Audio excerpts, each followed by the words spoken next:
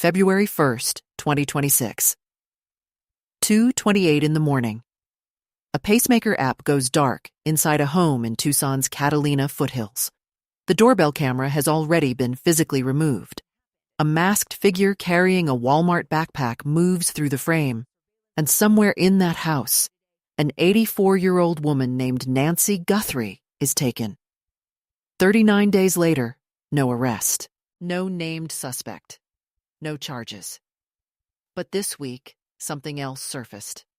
Not about the crime, about the man running the investigation. Official employment records, pulled by the Arizona Republic, show that Pima County Sheriff Chris Nanos has been carrying a falsified resume for over 4 decades. Records showing he was forced out of his last law enforcement position before he ever set foot in Arizona. Records that sat untouched for 40 years while he climbed through the ranks, won elections, and stood at podiums telling the country he was getting closer. When the Arizona Republic presented him with those documents and asked for a response, he gave them 6 words. Not an explanation, not a correction. 6 words that will tell you exactly what kind of accountability this investigation has been operating under from day one. Here is what the verified record actually says. What I am about to lay out has not been assembled this way anywhere else. Not the disciplinary file, not the timeline, not the pattern of decisions made in this investigation, read against the man at the top of it. If you want the full picture on Nancy Guthrie, the evidence, the forensics, the suspect profile, this channel covers every angle with sourced facts and zero speculation. Subscribe now and turn on notifications. The next video goes directly into the surveillance blackout and what a real path forward in this case looks like. Nancy Guthrie was 84 years old. She lived in the Catalina Foothills. She attended church regularly, dependably enough that whoever took her knew a Sunday morning abduction would buy them a 12 to 14-hour head start before anyone reported her missing. Her church live stream was her routine. Her routine became the blueprint. She had limited mobility. She required daily medication. She had a pacemaker. She was not a random target. She was studied. And then, February 1st, 2026. Everything changed. Before we examine the disciplinary file, here is where this investigation stood when the Arizona Republic published its findings. 39 days. $1 million reward from the family. $100,000 from the FBI. Tens of thousands of tips processed. Thousands of hours of surveillance footage reviewed. 0 arrests. 0 named suspects. When NBC News asked Sheriff Chris Nanos directly whether investigators were closer, he said, and this is a direct quote, that they are definitely closer. That is the same phrase he has used since week 2. No timeline, no specifics. Closer. That is the operating posture of the man at the center of this story. Now here is what the Arizona Republic found. Chris Nanos built his public identity on his law enforcement background, his career in Tucson, his rise through the ranks, his election as sheriff of Pima County, a department covering over 9,000 square miles of southern Arizona. When the most high-profile abduction case in the country landed in his jurisdiction, he stepped in front of every camera available. NBC, Fox News, The Today Show. He was the face of this investigation. What was never on his resume, never disclosed in any interview, never mentioned across decades of public life in Arizona law enforcement, was how his career actually began and how it actually ended. Before Tucson, there was El Paso. In the late 1970s and into the early 1980s, Nanos was a patrol officer at the El Paso Police Department in Texas. That much appears in his official biography. What does not appear anywhere in his official biography is how his time there concluded. According to the documents the Arizona Republic obtained, Nanos did not leave El Paso PD voluntarily. He did not transition to a new opportunity. He resigned in lieu of termination. That is not a phrase. That is a bureaucratic mechanism. In law enforcement, it means the department had already made the institutional decision to remove an officer and offered them one final option: walk out on your own terms or be formally fired. The officer leaves either way. The difference is what stays in the permanent record. He chose to walk. Ask yourself this: if the circumstances of that departure were unremarkable, why did they go undisclosed for 40 years? The official records show the year of his departure as 1982. His own resume listed it as 1984. That is not a transposed digit. That is not a formatting error carried over from an old document. 1982 and 1984 are two different years, separated by 730 days during which, according to the official El Paso records, Chris Nanos had already been separated from that department. 2 years, unaccounted for. And for over 4 decades, no one in Arizona law enforcement, no election opponent, no journalist, no oversight body ever went back and pulled the El Paso file. That is not a theory. That is a documented gap. Here is what I need you to understand about what was in those records. This is not one incident. It is not a moment of poor judgment from someone who otherwise compiled a clean record. What the Arizona Republic obtained was a pattern, and patterns reveal character more reliably than anything a person tells you about themselves. The disciplinary file documents multiple formal infractions across Nanos's tenure at El Paso PD. Insubordination. In a law enforcement institution built entirely on chain of command, on rank structure, on the expectation that officers follow the direction of supervisors. Insubordination is not a minor procedural slip. It signals a fundamental problem with operating inside a structured organization. Excessive force. A formal finding, not an allegation. The department reviewed the circumstances and documented it. That kind of finding means an officer was told, officially and on the record, that their use of power required correction. A separate entry for a weapon discharge, not grouped with the excessive force finding. Its own distinct incident, its own documentation. Off-duty gambling, addressed formally. Serious enough that the department considered it a professional conduct matter, requiring official documentation. Tardiness. Documented and repeated.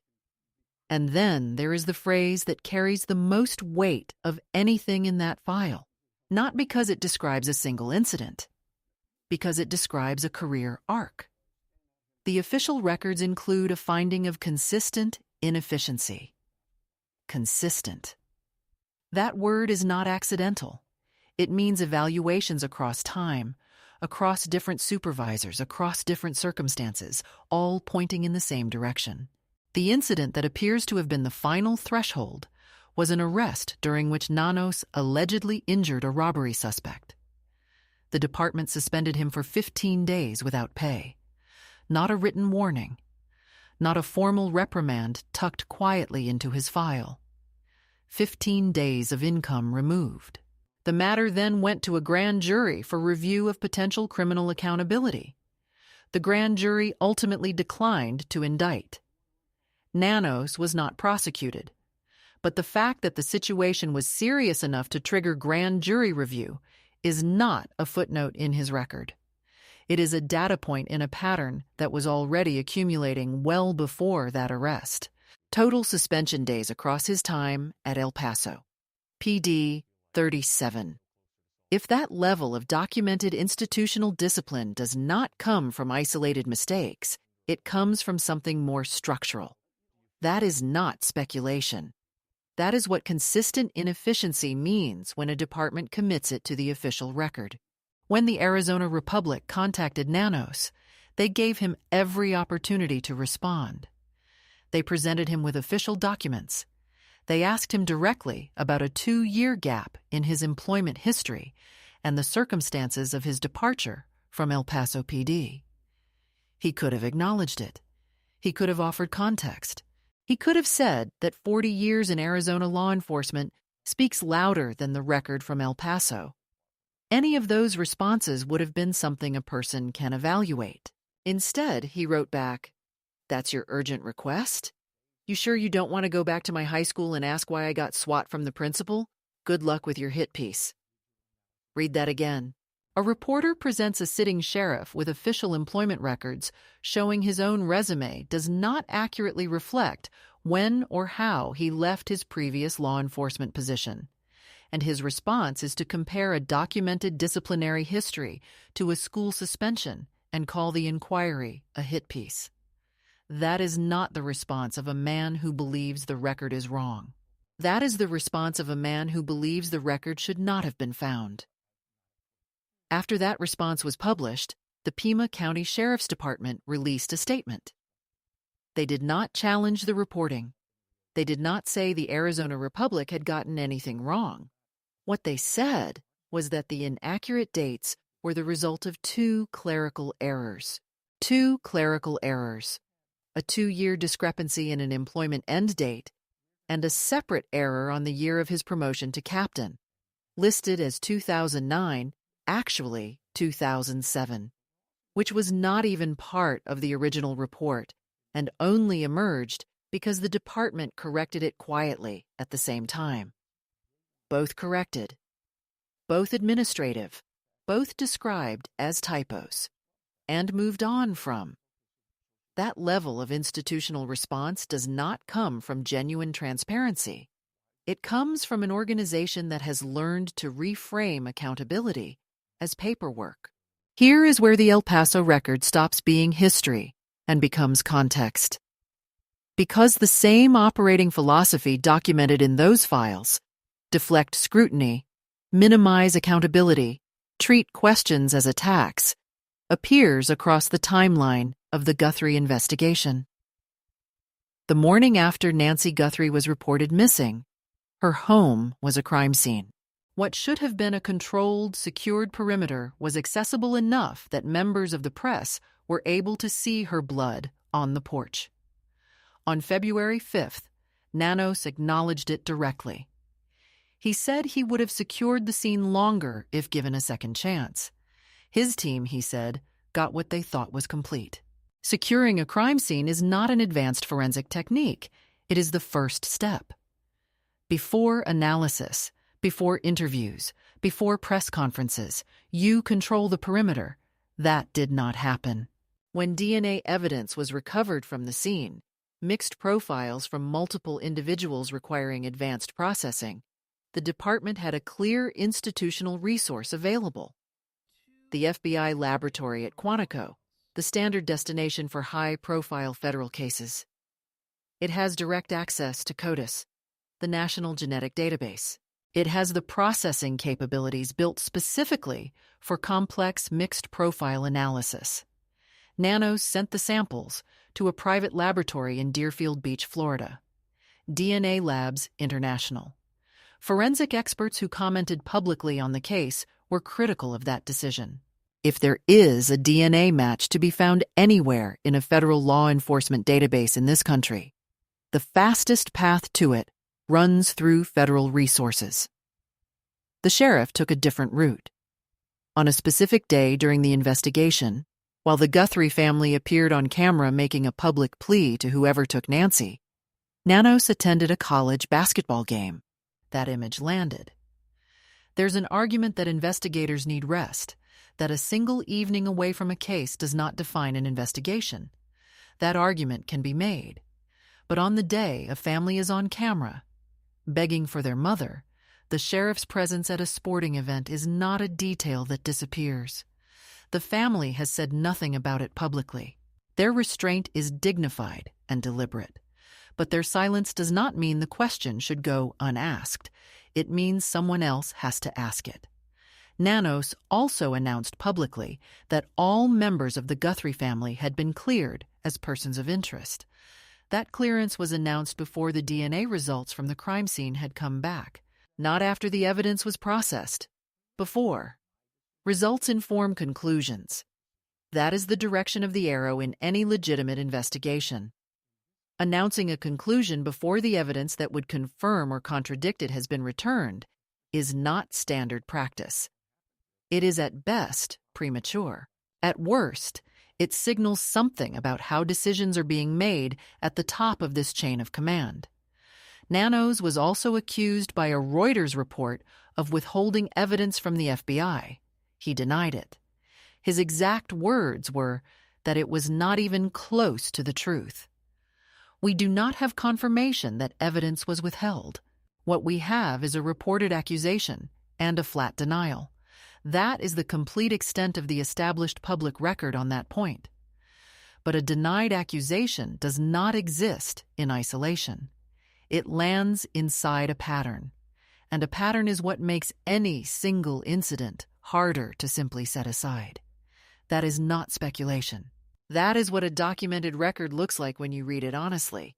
In February 2026, during an early press conference, when every camera in the country was pointed at him, Nanos said this: "I'm not used to everybody hanging on my words and then trying to hold me accountable for what I say." Read that line now.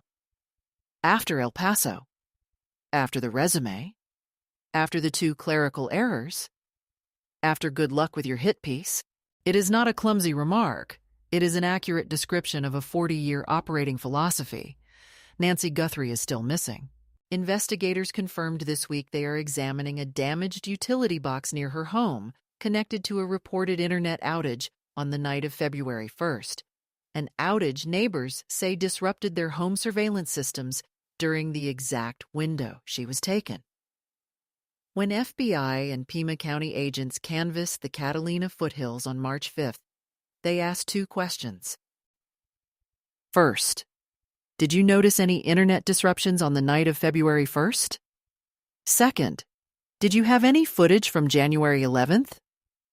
January 11th. 3 weeks before the abduction. No official explanation has been given for why investigators want footage from that specific date. A neighbor named Aldine, who lives in the Foothills and spoke publicly about what she observed, described seeing a man near Nancy's home in the weeks before she disappeared. He was dressed in street clothes, hat pulled low, walking slowly, hunched, staring at properties. She said he stood out immediately. He did not fit. She placed the sighting around January 11th, just after her birthday on the 8th. If that account is accurate, it supports what the physical evidence has pointed toward from the beginning. This was not a random crime. Whoever took Nancy Guthrie came back. They studied the neighborhood. They understood the security systems well enough to disable or disrupt them. They knew her routine. They arrived on a Sunday morning when a 12 to 14-hour window was built into their plan. The mixed DNA from the crime scene has not returned a usable CODIS match. The gloves recovered nearby traced to a restaurant worker with no connection to the case. The vehicle captured near the scene at 2:36 in the morning has not been identified. The backpack has not been traced. The holster has not led to an identification. The reward total exceeds $1 million, and nothing actionable has emerged publicly. 39 days. And the investigation is being led by a man who falsified his own employment history, was forced out of his last law enforcement position, has a multi-entry disciplinary file he never disclosed, responded to legitimate press questions with contempt, and by his own admission, was not used to being held accountable. Ask yourself this: if the foundation of an investigation is compromised, what does that mean for everything built on top of it? We are not saying Chris Nanos took Nancy Guthrie. We are not saying that his history in El Paso is, on its own, disqualifying. There are federal agents, forensic specialists, and investigators in this case whose work cannot be evaluated from the outside, and who may right now be closer to a resolution than any public reporting reflects. What we are saying is documented. The man leading the local side of this investigation has carried a falsified resume for 4 decades. He was confronted with official records and responded with mockery. His department called a 2-year discrepancy a clerical error and quietly updated the file. Nancy Guthrie has been missing for 39 days. She is 84 years old. She needs daily medication. She has limited mobility. Her family has remained dignified throughout every moment of this, cooperating, contributing $1 million of their own money, making public pleas, and waiting. They deserve answers, built on a foundation that can hold the weight of what they are carrying. They deserve better than good luck with your hit piece. If this video gave you something you didn't have before, share it. The questions that need to be asked loudest are the ones the people in power are not asking themselves. Drop a comment with what you believe is the most significant detail in Nanos' record. We read all of them. And subscribe now. The next video goes directly into the evidence, the surveillance blackout, the January 11th question, and what a credible path to solving this case actually looks like from here. Nancy Guthrie deserves that path. The answer is still out there.